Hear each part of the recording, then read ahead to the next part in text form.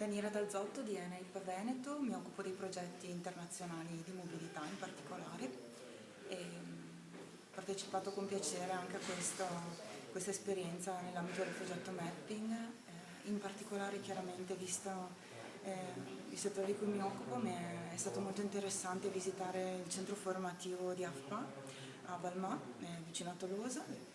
È stato interessante capire il collegamento strettissimo che c'è con il territorio. Chiaramente Tolosa è una città aeronautica, grazie alla presenza di Airbus, e abbiamo avuto modo di esplorare proprio come le figure professionali che vengono formate nel centro formativo siano strettamente collegate al territorio.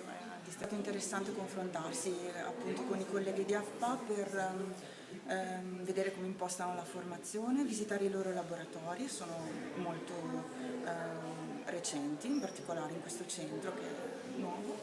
Oltre alle visite che facciamo all'estero è sempre interessante anche conoscere il partenariato italiano. È una buona opportunità di confronto con appunto colleghi che si occupano di formazione in Italia, ma non solo, si incontrano aziende, consulenti, quindi c'è davvero una possibilità di vedere a 360 gradi punti di vista differenti su uno stesso argomento. Chiaramente si auspica sempre che questo porti confronto e anche nuove progettualità, perché no?